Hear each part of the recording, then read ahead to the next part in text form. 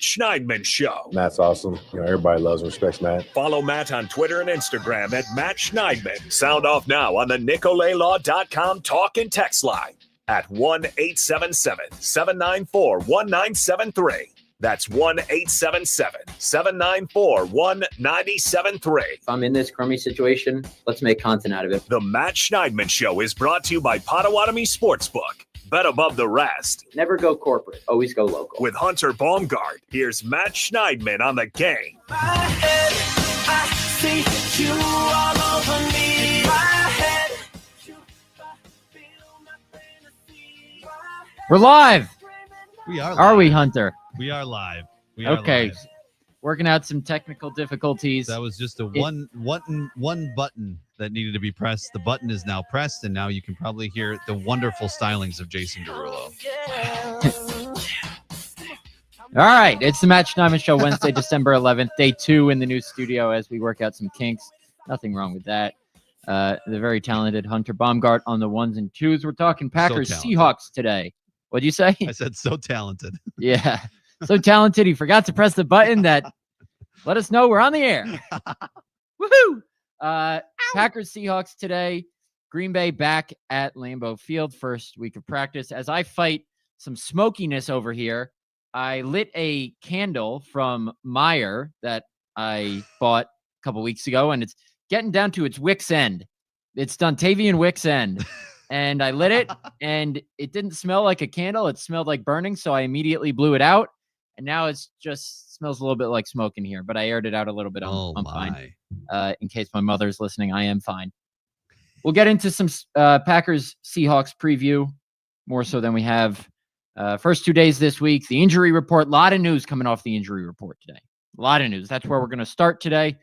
And the big news of the day, well, there were a couple little tidbits that were big, but Luke Musgrave back at practice for the first time since week 6, I believe. So here's what happened with Musgrave. He tore a ligament in his left ankle in week 4, I believe.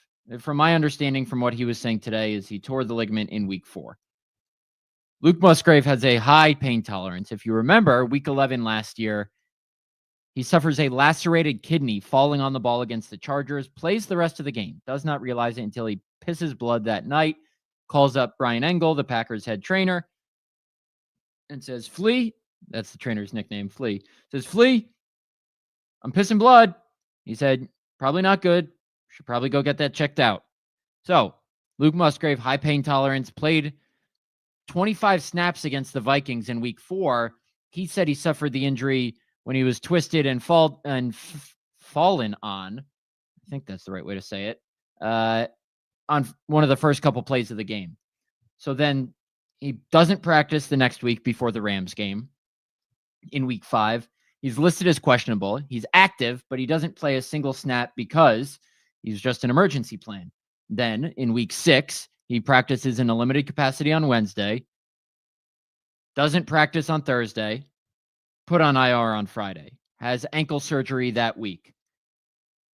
Today was his first practice back. We've said on here that he's kind of been ramping up his rehab on the side at practice, but his first practice back, Luke Musgrave, really happy to be back, said he's ready to go as soon as the team will let him. No specific timetable. Observing is the worst part of football, he said, especially when you're a player. And he said, yeah, he has kind of got dealt a bad hand his first 2 seasons of his NFL career, because last year he misses a bunch of games with the lacerated kidney. I think it was 6. This year he hasn't played since week 4 because of a torn ligament in his left ankle. But he said he's still trying to get some of the cutting ability back, but he's feeling good. Been in the weight room, been in team meetings, been in film sessions all throughout these last couple months. And it's interesting, Hunter, because we've talked about this before. When the Packers drafted Musgrave in the 2nd round last year and Kraft in the 3rd round, we thought, okay, Musgrave's the downfield threat. Kraft is the inline blocker.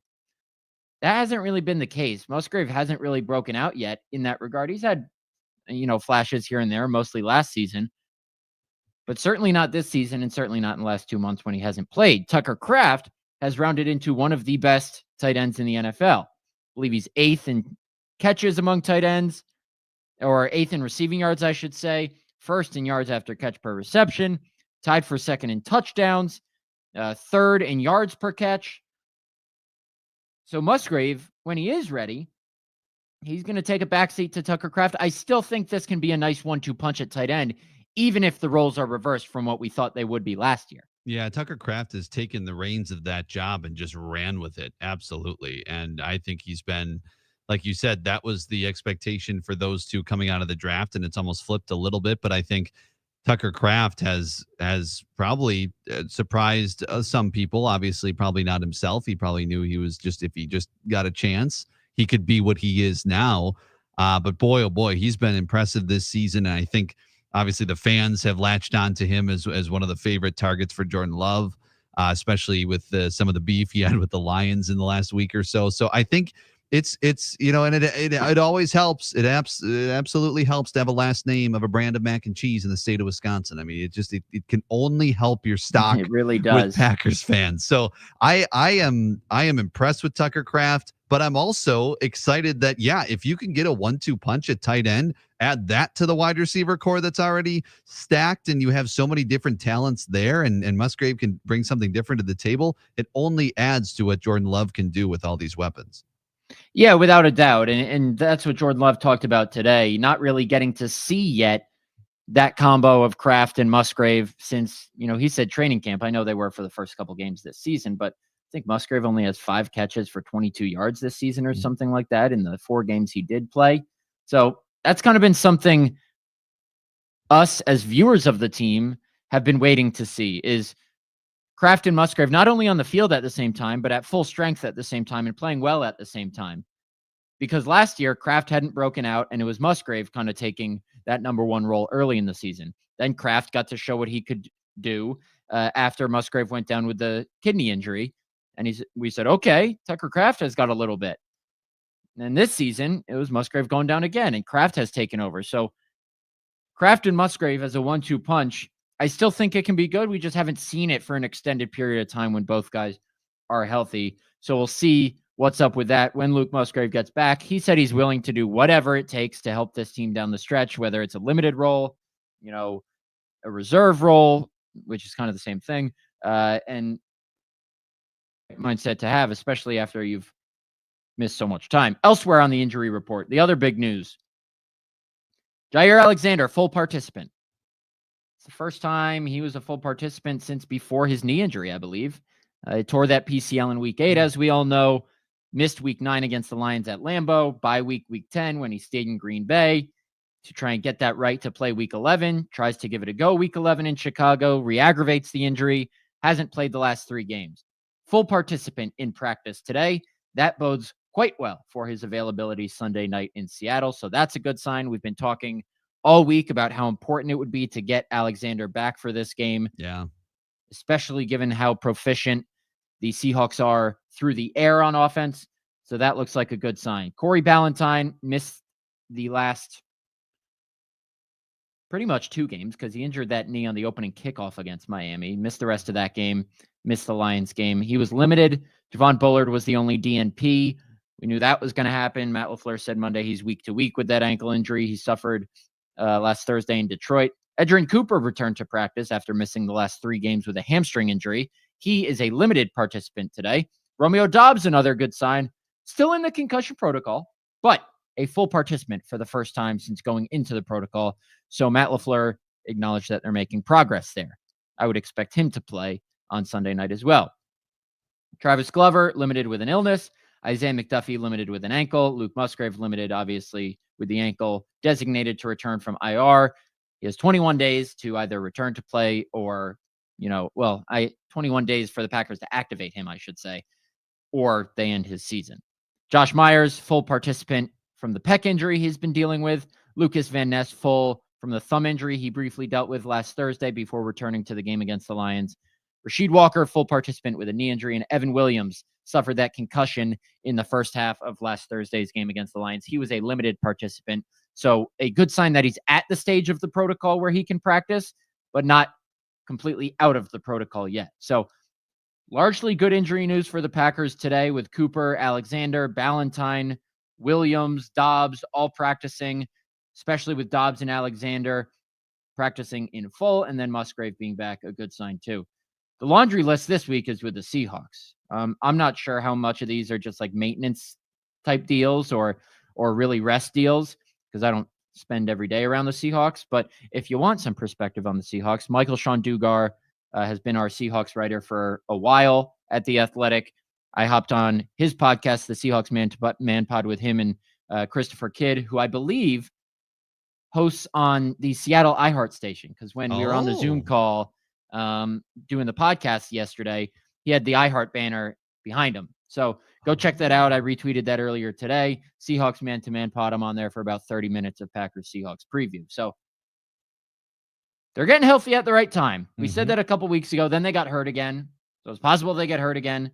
The Packers seem relatively healthy considering everything they've dealt with in recent weeks on that front, Hunter. Yeah, and I think when you look at those players, I mean, who would be the one if you could have one you want back when you talk about Romeo, when you talk about Evan Williams, Edrin Cooper, Jair Alexander.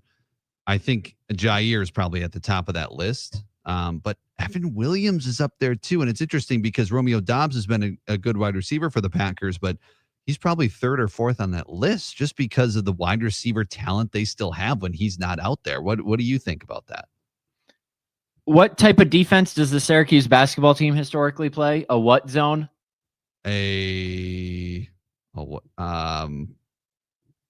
you say it's my mind's. What sort of zone defense did they play under Jim Boeheim? Right. What's it called? What is it? It's I'm making you answer this. I'm not going to get it. What's the type of zone defense in basketball that you play? Why am It's two numbers. It is. Jesus, Hunter, a 2-3 zone. 2-3. I was, oh my gosh. My mind could not get off of 3-4 and 4-3, but I'm like, that is not right. That is 100% that's this not sport right. That we're covering right now. Right, exactly. That's too many. 2-3 I'm learning zone. so many things in the new studio that my brain is losing old information about the Syracuse basketball Your brain team is short-circuiting. under Boeheim. 2-3 zone, yes. 2-3, Jair Alexander, 2-3. That's my answer. Okay. I tried to get a little too cutesy with that one, and it would have been really good. Short-circuited your brain. My bad. It really did. But anyway, yeah, I agree. I think it's Jair. You know, it's funny. Jordan Love said today that he remembers the Fail Mary game.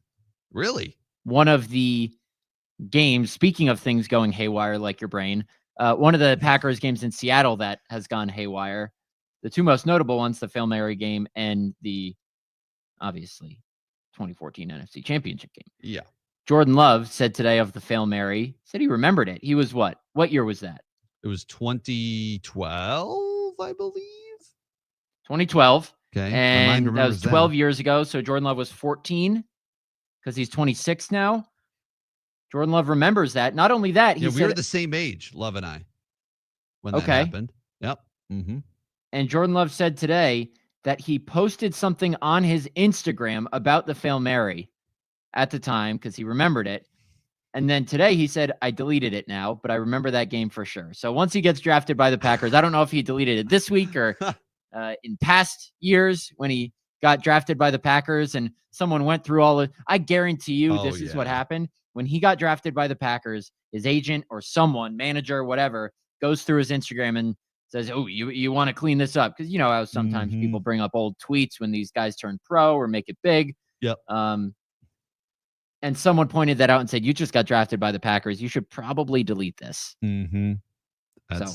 No, wise move. I remember I did not stay up for the end of it. I remember waking up the next morning and trying to understand what in the world happened the night before. Yeah. And then talking about it in my freshman year computer class with the teacher, Mr. Wall. Shout out Mr. Wall. Fantastic guy. One of my favorites. Mr. Wall. Mr. Wall. W-A-L-L. Do you think he's listening to this? He did. When I first came to Milwaukee, he called into the show and said, hi. I had not talked to him maybe since high school. And he called in when he saw that I was at this station, and then we talked for a couple of minutes. It was awesome. It's funny. My high school English teacher, Mrs. Coda, a diehard Packer fan. Okay.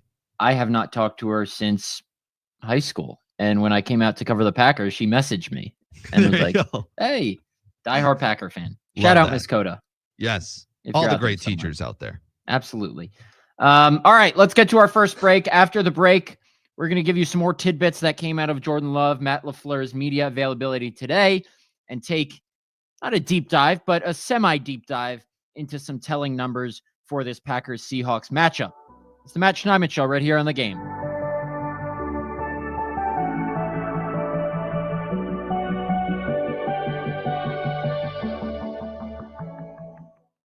If you were to ask someone who's most likely to screw up a Christmas gift, almost everyone would say it's me.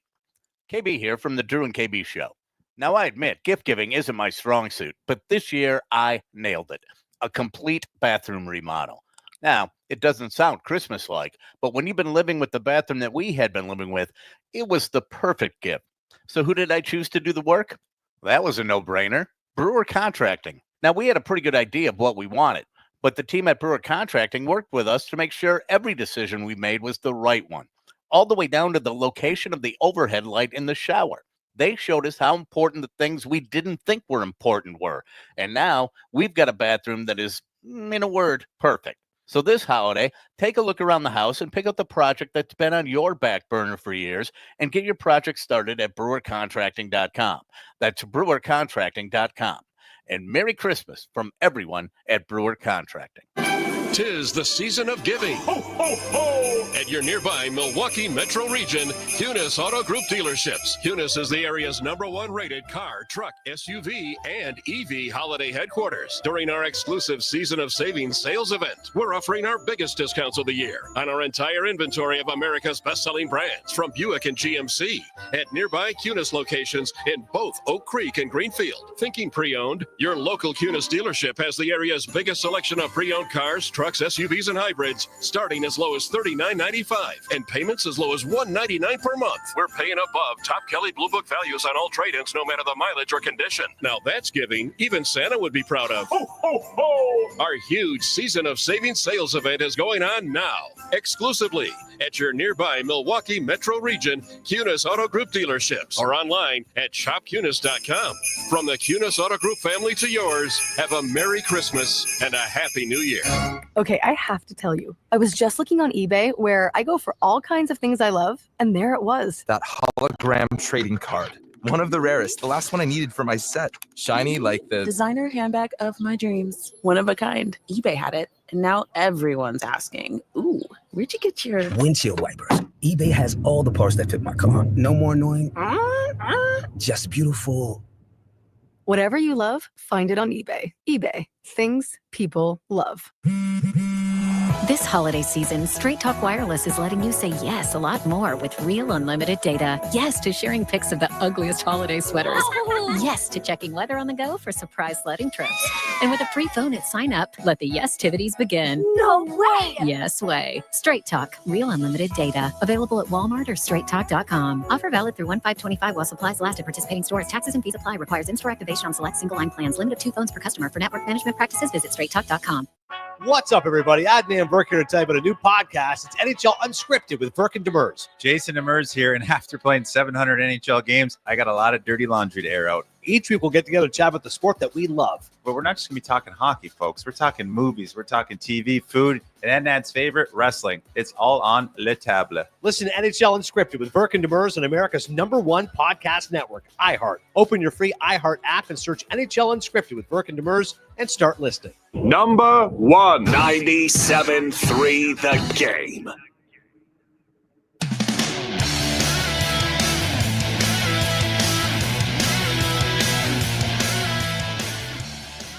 Iron Jock has you covered for Christmas. Now through December 15th, buy $75 or more of the best performance gear on the planet and take 30% off your entire order with promo code THEGAME. No spaces, The Game.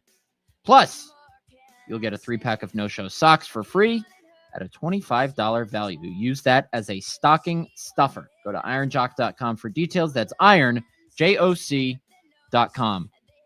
You know, Jordan Love said something interesting today because last year the Packers needed to win out, basically, at this point, to make the playoffs. Well, not really. I think they lost to the Buccaneers in Week 15, and then 16, 17, 18, they beat the Panthers, Vikings, and Bears to make the playoffs. But you get what I'm saying. They were in way more of a desperation mode than they are now. They basically just need to win one more game to make the playoffs. Yeah, Jordan Love said today, we're kind of the same boat as last year. We're just saying we've got to win out.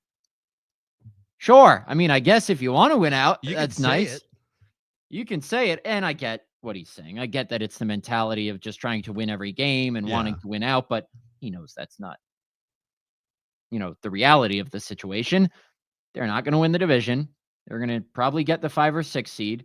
They need to win one more game to make the playoffs realistically, probably 2 more to get the 5 or 6 seed. And either one, I think, is fine as long as you don't go to Philly or Detroit in the first round. Whoever's the 2 seed, and the Packers would fall to the 7 in that scenario. You just got to go to NFC South or NFC West. I think they would prefer the NFC South winner, which is probably going to be the 4 seed, I would have to imagine. Mm-hmm. So then the Packers would want to get the 5, but that would require catching the Minnesota Vikings.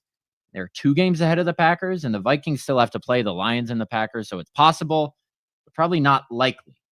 But interesting from the Packers quarterback, hearing him say, we're kind of in the same boat as last year. We're just saying we've got to win out. Not really. If he didn't say we're just saying, because when he says we're just saying, that's kind of like, yeah, we're going to say we got to win out, but we really know we don't have to. We don't actually have to. Right. But I do think that's a good mentality, obviously, to have. Sure. But I also think there is an element to that, though. They are not on cruise control as much as, and it's interesting because they still have to win games in order to make the playoffs. I know they can get in with a Falcons loss or tie, and then a tie tomorrow night between the 49ers and the Rams. So they could technically get in. They probably will clinch within the next couple of weeks. But yeah, you know what? They're still a wild card team, and you want to be hot going into the playoffs if you're a wild card team, because you have to go on the road and have to try to knock off one of the division winners. Yeah, I don't think the Packers are taking their foot off the gas by any means. It was interesting, maybe reading between the lines here a little bit. Jordan Love also said to be able to get guys like Rome and Ja back will be big. So I think he knows something that we are assuming, but maybe don't know for sure yet, that Jair Alexander and Romeo Doubs will be playing on Sunday. We kind of knew that because both are full participants in a Wednesday practice.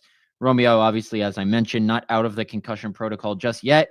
Jair Alexander, he's never in the clear, seemingly, and that's no insult. It's just how his body has treated him the last couple seasons.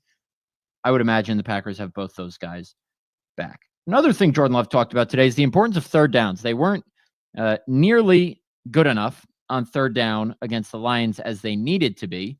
1 for 5 on third down. 1 for 5. That is not good. Not good. On the season, the Packers ranked 19th in the NFL in third down conversion rate, 37.59%. 37.59%. That's not good. Third down defense, the Seahawks aren't great. 17th in the league, allowing opponents to convert 38.01% of their third downs. By comparison, Green Bay is 13th in the league, allowing opponents to convert 36.08% of their third downs. So third down, red zone, that's situational football. That's where you need to excel. And the key to that is getting positive gains on first and second down and playing clean football and not getting false start penalties because it's loud at Lambeau Field on Sunday night. Not getting these procedural penalties, illegal shifts. You know what I'm talking about. Mm-hmm.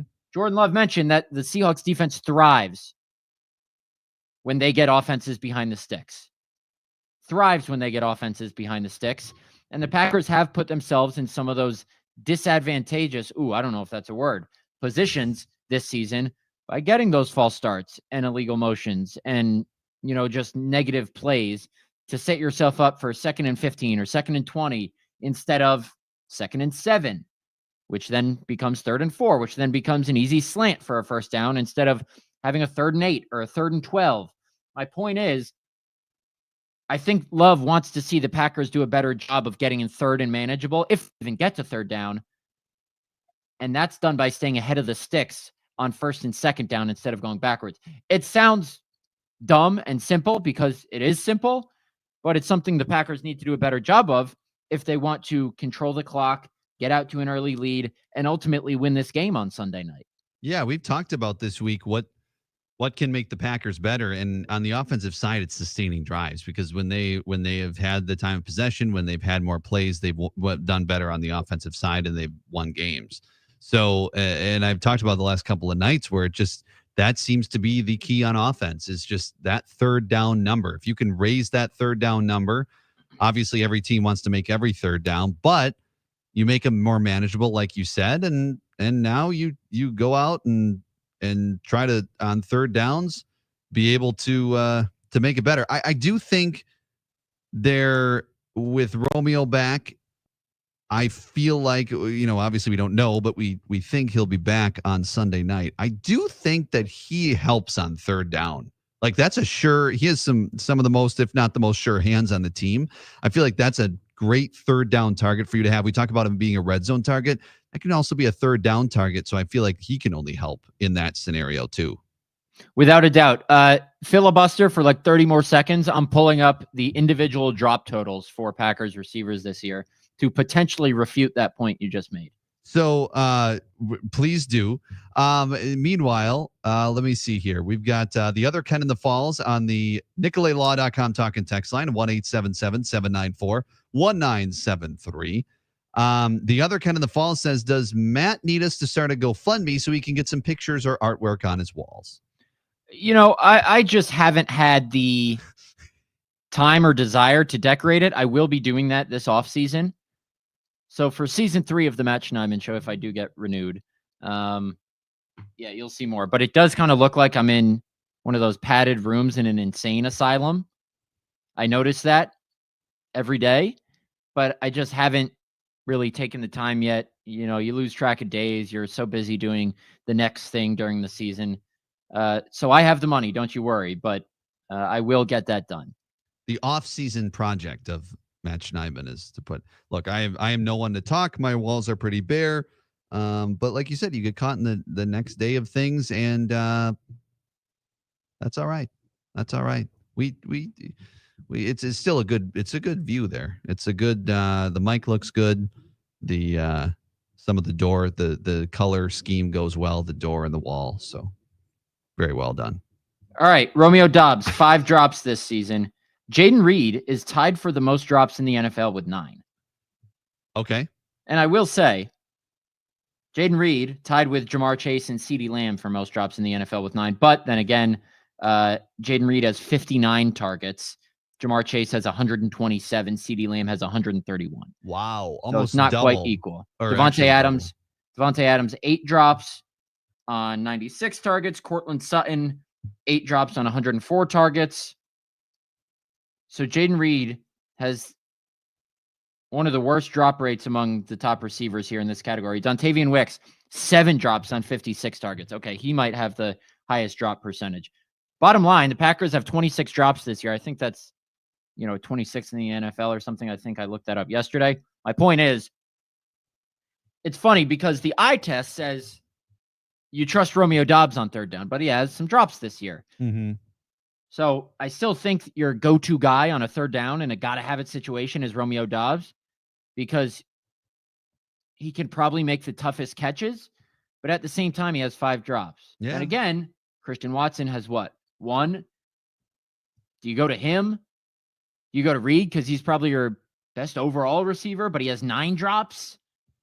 What about Wicks? He can get open probably better than any of them, but he has 7 drops on 56 targets. So Packers got to start catching the ball. It is interesting, though. On the drive, Romeo got concussed on in the end zone when he drew a DPI against the 49ers. He converted 3 third downs on that drive. Jordan Love hit him on 3 third down completions on that drive. So you mentioned how it would help their third down conversion rate. Absolutely it would. Yeah. That's kind of what I would think so. But like you said, it's not like Romeo's had the surest of hands this season. But I still do trust him in those situations. And look, I trust a lot of these wide receivers. I just think he's one of those targets that has the sure hands and has been talked about having the sure hands. Matt LaFleur talked today about how the Packers need to do a better job using their snap count to their advantage, because he said the Lions were jumping the cadence, not jumping off sides, but really reading the Packers' cadence well. In these loud environments where you're on a silent count, it's obviously an advantage to the home team in that scenario. And when the Packers are on offense, it's going to be super loud. And Christian Watson was talking today about how he doesn't even look for any sounds. He just watches the ball and hand signals to know what to do before and at the snap. So, they go into the huddle before the snap. They can hear Jordan Love then. Once he gets to the line, they can't. Watson said sometimes he'll, go up to Jordan Love when he's under center and ask for one more word in the play so he knows what play they're running. But overall, Matt LaFleur said they have to do a better job using their snap count to their advantage. He's talked about that before after the first Lions game when he said, we have to use the one thing that's to our advantage before the snap to our advantage because they had all those false starts and botched snaps. The one thing that Jordan Love can control is when the ball is snapped. And he's obviously not pleased, Matt LaFleur, that is, with how the Lions in 2 games have, taken advantage of a Packers' inability to use that to their advantage. They'll have to do it again on Sunday night in a very raucous environment in Seattle. Like I said, I think they only had one pre-snap mess up on Thursday in Detroit, and that was when they had to burn a timeout in the second half to avoid a delay of game. That was probably because of the noise, I'm assuming. Seattle's going to be loud too. It's an outdoor stadium, but that place is tight. That place is compact. They're known as the 12th man for a reason, that crowd. It's going to be a playoff-like atmosphere is what LaFleur mentioned today, and he's right. So using that snap count to their advantage better to keep the defense on its heels, and there are a lot of different ways you can, change up the snap count, change up your hand signals, change up your mannerisms to keep a defensive line on its toes. And the Seahawks defensive line is very good. Daniel Jeremiah, who's forgotten more football than any of us will ever know, or most of us will ever know, tweeted today that the Seahawks defensive line is the deepest in the league. They got a lot of guys. They're fresh, rotating them in and out. Leonard Williams is obviously the marquee name on that group, but Jordan Love mentioned multiple times today how good that Seahawks defensive front is. They're 10th in pressure percentage, I think 12th or 14th in sack percentage. Not great against the run, 21st in the league in rushing yards allowed per game, but they are heating up lately, it seems, with 4 wins in a row, 2 against the Cardinals, 1 against the Jets, 1 against the San Francisco 49ers. So this Seahawks defense, under a defensive-minded head coach, Hunter, and Mike McDonald coming over from the Ravens, he was their defensive coordinator. It's not going to be an easy night against this Seahawks defense. Yeah, it's look, the defensive-minded head coach is rare in the NFL nowadays. A lot of offensive minds lead NFL teams. I think when it comes to the snap count, it's interesting because during Rodgers' tenure here, it was all about the snap count. They used it all the time. He had the hand signals and all the different types of things they would use, and they would use it to their advantage. So it makes sense for them to take a little bit of a step back in that area when he's gone. I know this is the second year, we're well into the second year without him, but it just kind of reminds you of that because of how good he was at drawing teams offsides, drawing, being able to use that to his advantage and then get free plays and the whole first downs and touchdowns on free plays and everything like that. So yeah, I would agree. And I feel like Jordan Love's going to get better at that as the years go on, because you can tell maybe he'll be able to read a little more of tendencies from a defense, who's coming when. So I do think Jordan Love, as time goes on and as he matures in the league, will probably get better at that.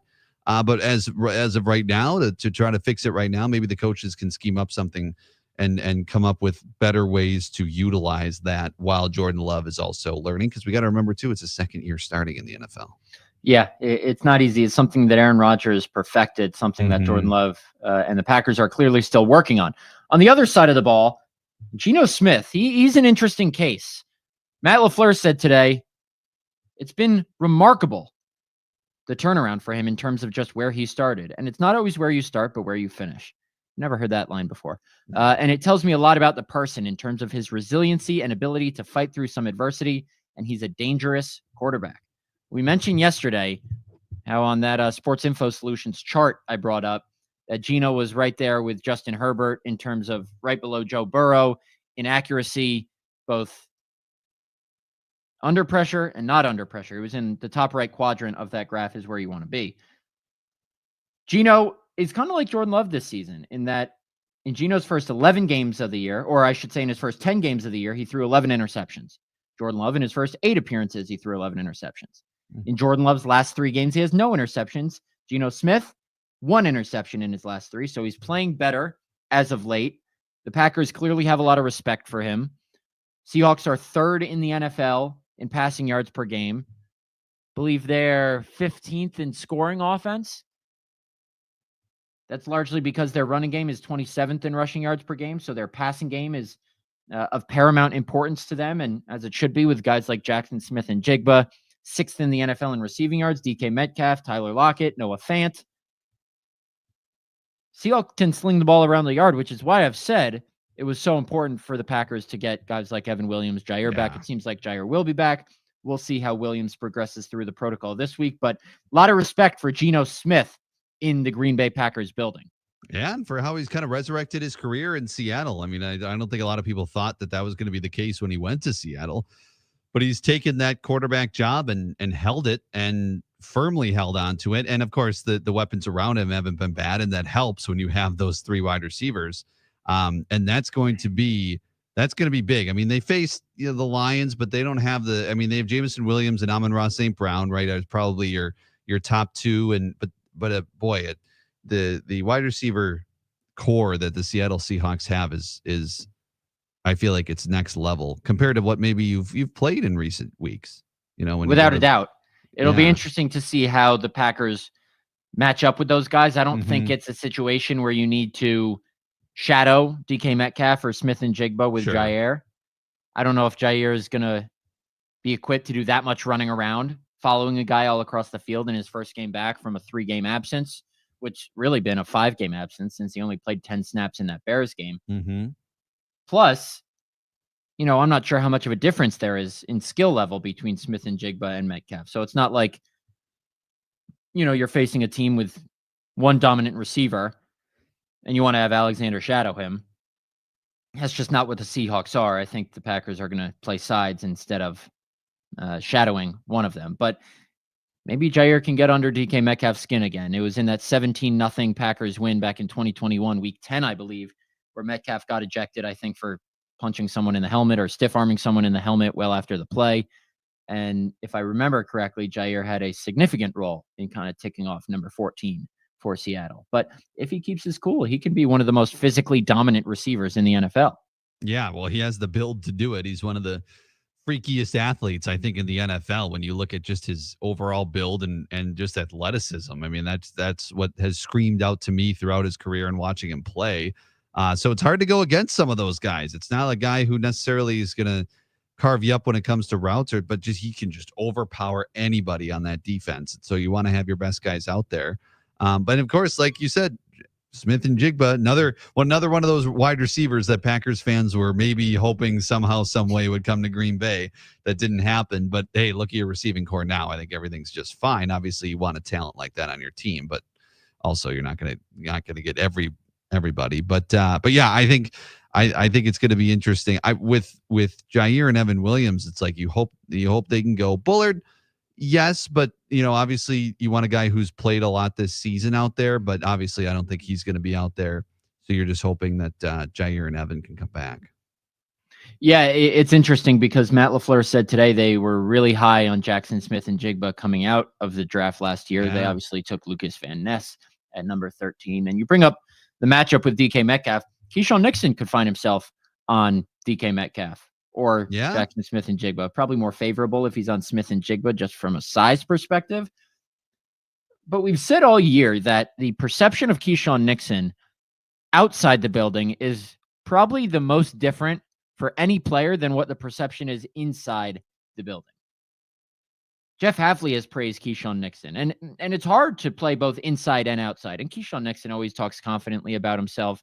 Sometimes he seems a little delusional, but if you listen to his coaches, he might not be.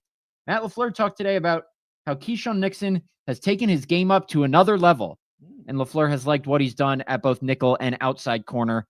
Keyshawn Nixon hadn't really played a bunch of nickel till last year. The Raiders never really thought he had that in him, but he showed he can do nickel. Outside corner, probably more difficult, definitely more difficult, just because you're on an island out there. You don't have as much help, except from a safety over the top. But when you're out in that much space, it's very difficult. And he has, not been the best outside corner in the league, but I think he's been better than what people on the outside think. Obviously had a really nice interception of Jared Goff last Thursday. If you want to nitpick about the push-off, quote-unquote, Amon-Ra St. Brown had on Nixon on that 16-yard completion on 2nd and 17 on the final drive, be my guest. But I think, Keyshawn Nixon is an important piece of this defense, too, that shouldn't be overlooked. And playing better than I think people think. Oh, yeah. And I just saw this from Pro Football Focus today, was that he was second in coverage grade among cornerbacks last week. So, I mean, he has been playing better as of late, and that's big. I mean, when you are out Jair and Evan Williams, that's big. So you gotta make up for it somewhere. And Keyshawn Nixon has been able to do that. And it seems like he's been playing a little better as of late. So it's not just coach speak necessarily. It just the naked eye watching the games, it does seem like Nixon's playing better. Yeah, absolutely. All right, let's get to one more break here on the Matt Schneidman Show, Wednesday edition. Wrapping up today's preview of Packers Seahawks, which will carry over to tomorrow. Where is the football feast tomorrow, Hunter? Fond du Lac on Pioneer Road. Excellent. Yes. I'll connect to you via OnSip at 6 p.m. because I am not driving down to Fond du Lac, with all due respect, of course. Yeah, all due respect to Fond du Lac. That's okay. And if I wouldn't be able to get there in time because of coordinator press conferences. Yeah, that's what I figured too. But yeah, so definitely come on out.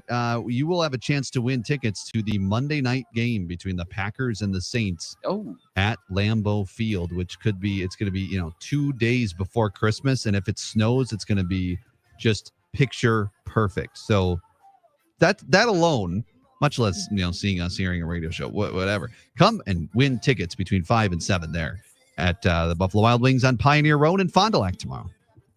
You heard the man. You heard All right, the man. We'll talk to you in a couple minutes. Stick with us. It's Matt Schneidman Show on the game. Light up your wildest dreams, museum victories. Every day we wanted everything. Mama said, don't give up. It's a little Sunday, the Packers travel to Seattle for a primetime matchup with the Seahawks. Jacobs throws his way left side of the line and barrels into the end zone for the touchdown. Doug Russell is live with the Potawatomi Sportsbook pregame show at 3 on Milwaukee's home for Packers football. 97.3 The Game. From the Lynch Buick GMC of West Bend Total Traffic Center, solid eastbound 94 from Hawley over to 13th. That's because of a crash that blocks the right lane. Southbound on 4145, you got a crash on the exit to westbound North Avenue. If you see any issues, call the Total Traffic Tip Line 414-944-5111. This report is sponsored by Batsner Pest Control. Big news! Will Kill is becoming Batsner Pest Control, upholding a 100-year tradition of excellence. With over 75 years' experience, Batsner offers top-notch, hassle-free pest protection. For personalized service and peace of mind, visit Batsner.com. Hi, it's Jason from Capital Heating, Cooling, and Electric. We're proud to provide same-day repair 7 days a week. But I never told you why Capital does same-day repair. You see, many years ago, in the middle of winter, the entire heating system broke down in an apartment building I owned, a building full of people counting on me that I cared about. So I called a big heating company, told them it was an emergency, and paid the money they asked me to pay. They delivered the materials and said they'd be back the next day to install them. But they didn't come back the next day, or the next, or the next. So after 3 more calls to that company, I went down in that basement, figured out how to hook up the equipment myself, and got the heat working. That's when I decided Milwaukee needs a company that cares.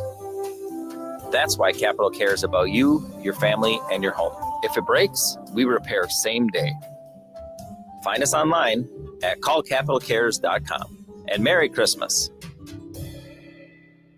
Brian Butcher, Iron Jack has made it easy for you to buy Christmas presents this holiday, and they'll even throw in a little stocking stuffer. Now through December 15th, buy $75 or more of the best performance gear on the planet and take 30% off your entire order with promo code THEGAME. Plus, you'll get a 3-pack of no-show socks for free, a $25 value. Give those to someone at work whose feet and shoes stink. Win-win. Go to ironjack.com for details. That's ironjlc.com. Broadcasting worldwide from the Iron Jock Studios. Iron Jock is the official advanced performance gear and apparel worn by the guys on the game. Iron Jock with the most permanent odor protection ever, with fast drying and wicking, anti-static 4-way stretch, cooling, water repellency, and stain blocking. It's performance gear at its best. Learn more at ironjock.com. That's ironjoc.com. Iron Jock. It's what's inside. Oh, by the way, Ivan's no longer on the project. His wife got a new job, so they're moving across the country. Robin's top researcher is deviating to a new market. This isn't standard. And now we're short-staffed. Who's going to finish all these projects? She needs a cluster of new data analysts, and there's no margin for error. I need Indeed. Indeed you do. Put our matching platform to work so you can spend less time searching and more time connecting with talented candidates. Visit Indeed.com/credit and get $75 towards your first sponsored job. Terms and conditions apply. Whoa, it's you, the Capital One Bank guy. That's what they call me. Mind if I get a selfie? Yeah, sure thing. Say no fees or minimums on your Capital One checking account. Wow, that's a keeper.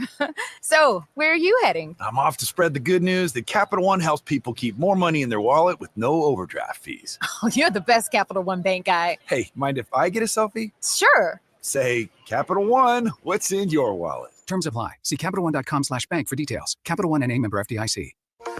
The Fox 6 weather experts are presented by AdventKnows.com. A cold weather advisory is in effect tonight through 10 a.m. on Thursday. Wind chills below zero tonight, all the way down to -25 by morning. Mostly sunny on Thursday with an afternoon wind chill of -4. I'm Fox 6 Chief Meteorologist Tom Walks. This report is sponsored by Lowe's. Save more this holiday season by becoming a My Lowe's Rewards member. Don't miss new member deals dropping every week, like $15 off a purchase of $50 or more on select Bounty, Charmin, and Puffs paper products. Join for free today. Subject to terms and conditions. Visit Lowe's.com/terms for details. Subject to change. This is the game.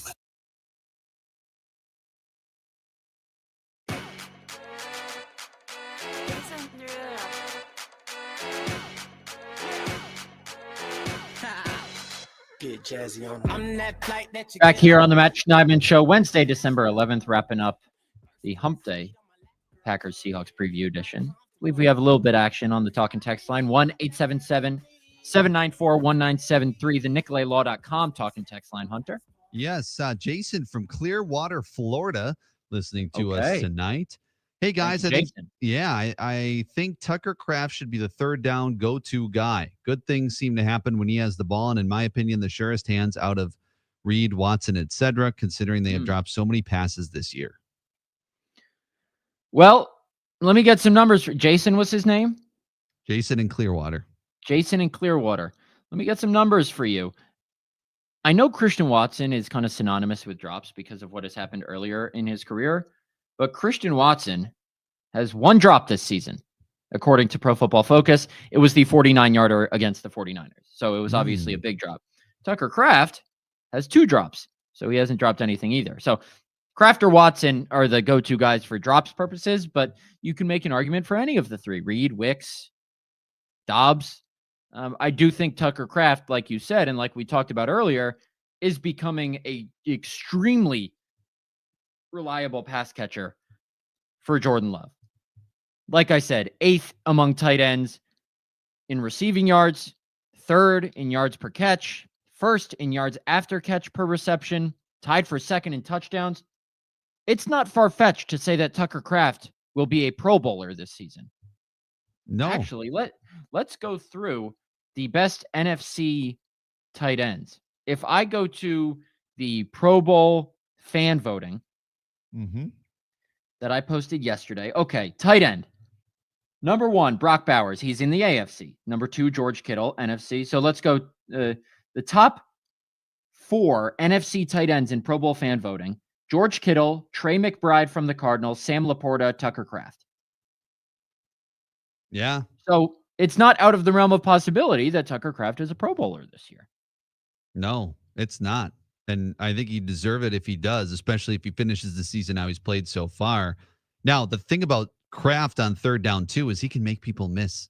You know, he's after the catch, of course. Exactly. So that's the type of thing. Look, if it's 3rd and 8 and you get him 5 yards, he can get those extra 3, not easily, but relatively easily, maybe compared to other wide receivers. So that is a good option. He's doesn't have the drops, and he can get past guys as well and bowl them over if he needs to. How about Bill Belichick going to coach the University of North my. Carolina? That just became official. I think we've kind of known it's going to happen for a little bit now. It just doesn't compute. I mean, it makes sense because he wants control over the whole program. He's basically in charge of that entire program. I know he had, it was reported a 400-page, I don't want to call it, I'm not going to use this word because of times we're in, a word that starts with M. I'm not going to use that. But a 400-page directory for how he wanted the program to be run, how he wanted. Why are you smiling? Yes, I was trying to think of the word you were using. And we're gonna gloss over that. But Bill Belichick at UNC is going to be really interesting. Yeah, they just announced. Go ahead. Are guys just going to go play for him because it's Bill Belichick? How much of that recruiting grunt work is he going to have to put in? See, I don't know Bill Belichick through a hole in the wall, but I would imagine that he doesn't want to do all the tough traveling and hard work that goes along with recruiting, but I guess he does. So good for him. I guess a year off and weekly appearances on the Pat McAfee show and the Monday Night Manning cast and all the other stuff he's on Inside the NFL with Chad Ochocinco and Chris Long and Ryan Clark. The guy just has to be on the sidelines. He does. Just has to be on the sidelines. Yeah, that's it seems like that's his calling. Yeah, I don't know. I don't know if this generation too can really relate to Bill Belichick too. Like that's a tough one. I know he's a legendary coach and he's done a lot of winning, and you want to go there if you want to win, but I feel like that might be some apprehension of some recruits too. VEASAN announcing that VEASAN host Michael Lombardi is leaving VEASAN to become Bill Belichick's GM at North Carolina. I saw that. And isn't it ironic that the Patriots, once Bill Belichick leaves, draft the UNC quarterback to be their new franchise quarterback. Yeah. And then Belichick goes back to UNC. That is a connection that I did not at first make, but that is wild. That is a full circle moment. North Carolina says Belichick's agreed to a 5-year deal. So how about that? A 5-year deal. Someone tweeted earlier that it was 3 years, $30 million. Yeah, there was a report out there that said that. I guess not. The word I was thinking of was manifesto because it's a long written thing, but I figured considering, the biggest news story in the country, I would say right now, decided not to use that word. I think you were very smart. I think that's a smart decision. The chancellor at North Carolina is saying, Carolina is committed to excellence and to creating an opportunity to succeed in everything we do. I know after speaking with Coach Belichick, he shares this commitment. His legacy speaks for himself, and we look forward to working together on the next chapter of Carolina football. Bill Belichick may have won all those Super Bowls with the Patriots, but can he win a game in Syracuse, New York? Yes. Against the Syracuse Orange, which is where he will play next season. He will play a game there. Ooh. I don't even know who's on UNC. What was their record this year? So Mac Brown was the coach, right? And then he left. And he got fired. Yeah, North Carolina football. I'm Googling it like everybody else in the world is right now. They lost to NC State in the rivalry game. They finished 13th in the ACC at 6-6. Okay, so they're garbage. So, yeah. Can Bill Belichick turn that around? Yeah, that's the question. North Carolina faces, any non-conference game. They're going to host TCU Saturday, August 30th, and I can promise you that's going to be on some sort of national television outlet. Everyone's going to be wanting to play Bill Belichick now and UNC for a crack at the top guy now that he doesn't have Tom Brady as his quarterback. But, it made me think of this. John Kuhn and I took a little trip down memory lane on this week's Brick in the Stick, out wherever you get your podcast now. Shout out Hunter for uploading that earlier today. John and I recorded nice and early at 9 a.m. this morning. We were taking a trip down memory lane after I brought up old Packers Seahawks games, and we were talking about the potential of the Packers this season. And my point was, doing the small things right separates the good teams from the great. And I think the Packers are a very good team. The Lions, they don't drop the football. against the Packers, they haven't committed all these, self-inflicted penalties. And John kind of disagreed, which that's fine because he's been in the trenches. He said that in the 2010 season, the Packers he said 2014, when the Packers went to the NFC Championship game against the Seahawks, they had beat the Patriots late in that season. That was Devontae Adams' breakout game. Mm-hmm. They obviously let up a long kick return to Dan Connolly, a Patriots offensive lineman. Yes. So that's just what made me think of that. And he said, we were doing the small things wrong all season, and we still were one game away from the Super Bowl. All that to say, a Super Bowl run still possible for the Packers. Does it seem likely right now? No. But it's certainly possible if they get hot at the right time. We'll see if they can start that run in Seattle on Sunday. All right. Tomorrow, Football Feast, 6 p.m. For Hunter, I'm Matt. We'll talk to you then. I see you.